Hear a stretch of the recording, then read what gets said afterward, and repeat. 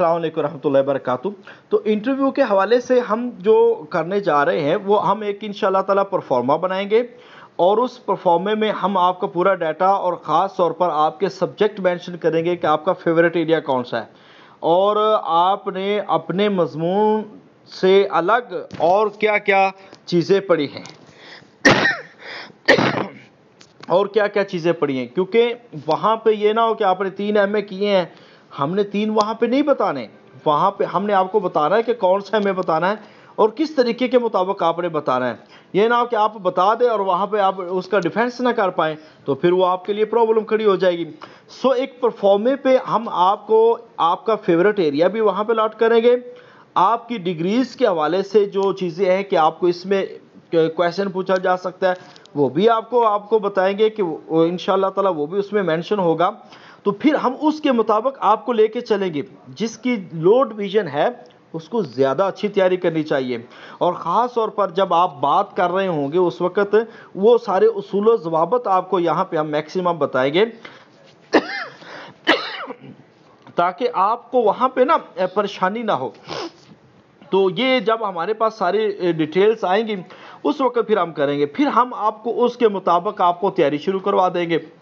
अब हम हमारी क्लासेस होंगी और हफ्ते में 2 क्लास मैं लूँगा और उसमें आपको जो अहम अहम उन्वानात है जिनमें सवालात पूछे जाते हैं हम पहले उनको डिस्कस करेंगे और उसके बाद फिर हम ये करेंगे कि जनरल जो आपसे सवालात पूछे जा सकते हैं वो हम करेंगे। फिर मैं करंट इश्यूज़ को यहाँ पे हमने डिस्कस करना है और कुछ ऐसे सवालात, याद रखिए इस्लामियात वाले लोगों का इंटरव्यू बिल्कुल डिफरेंट है दूसरी चीज़ों से। वहाँ पे आपको मसल की बुनियाद पर भी आपको परेशानी हो सकती है। ये भी आपको ज़हन में रखना चाहिए कि आपने इख्तलाफी सवालात का जवाबात कैसे देने हैं। लिहाजा इस्लामियात के इंटरव्यू को आप मामूली ना समझें, इस्लामियात का इंटरव्यू मोस्ट इंपॉर्टेंट है। और मैं बारहा ये कह रहा हूँ, बाकी तैयारी करवाने वाले हमारे माशाल्लाह सारे मोहतरम हैं, जिसकी जितनी एफर्ट अल्लाह ताला उसको कबूल फरमाए, कि वहाँ पे आप अपने मुकामी जो प्रोफेसर्स हैं जो कॉलेजेस में पढ़ाने वाले हैं उनसे मिलें या एक प्रॉपर क्लास लें जिसमें आपको इन चीज़ों के बारे में बताया जाए। तो अब यहाँ पे एक छोटी सी गलती होती है, जानबूझ के वो साइकियाट्रिस्ट या सब्जेक्ट स्पेशलिस्ट वो एक ऐसा सवाल करता है आपसे कि जिससे आपको हाइपर कर देता है और आपके जो आप लोग हैं उसका नुकसान कर बैठता है इंसान की, जो आप मेरिट में अच्छे जा रहे होते हैं और वहाँ पे वो आपको चेयरमैन के सामने ऐसे जाहिर कर देता है कि जैसे वो आप कुछ कर ही नहीं पाते। सो आप ये याद रखें कि 50 नंबर अकेले चेयरमैन के पास होते हैं। पंजाब पब्लिक सर्विस कमीशन का जो चेयरमैन होता है, जो उस बोर्ड को लीड कर रहा होता है, 50 नंबर उसके पास हैं, 50 नंबर बाकी होते हैं 2 सब्जेक्ट वालों के पास।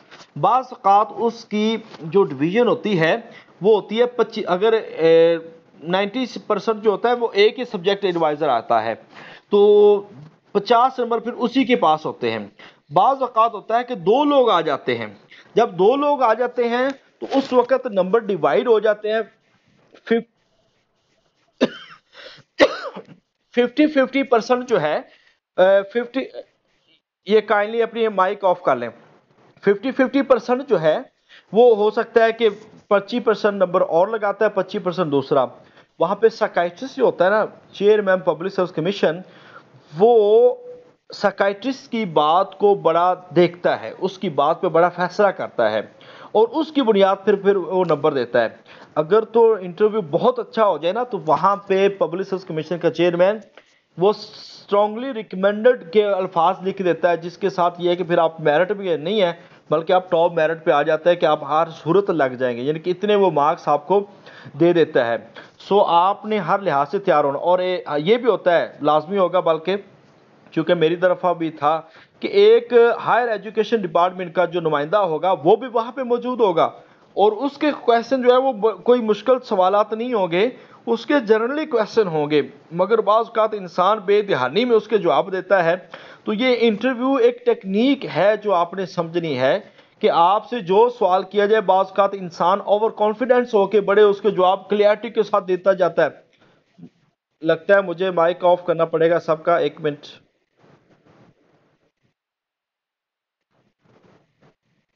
एक मिनट।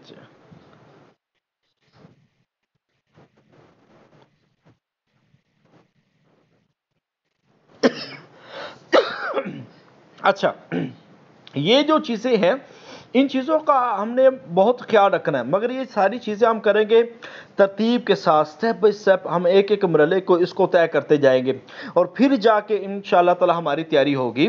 اور الحمدللہ میں 3 انٹرویو دے چکا ہوں پبلک سروس کمیشن کے، اور اس لحاظ سے ہم نے بہت ساری چیزیں سیکھی ہیں، اور لاسٹ انٹرویو میں نے اپنے سینئر اساتذہ سے میں نے سیکھا ہے، اور وہاں پہ الحمدللہ جو چیزیں سیکھی اور وہی چیزیں مجھے کام آئی، اور اس کا اتنا فائدہ ہوا کہ الحمدللہ جو سوال میں نے پیچھے جواب دے کے گیا تھا وہی سوالات، ایسے سوالات مجھے وہاں پہ انٹرویو میں بھی ہوئے ہیں۔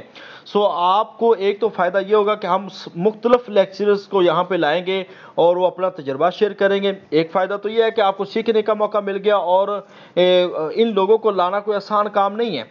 دوسری یہ ہے کہ آپ کو انٹرویو میں جو ڈسکشن کرنی ہے، اگر کوئی سوال نہیں آیا تو اس کا طریقہ کار کیا ہے؟ پھر کیا آپ اس کو غلط جواب دیں گے؟ لوگ کوشش تو یہ کرتے ہیں کہ شاید اسی سوال کی بنیاد پر آپ کی سلیکشن ہونی ہے، نہیں، آپ کا کانفیڈنس، آپ کی باڈی لینگویج، آپ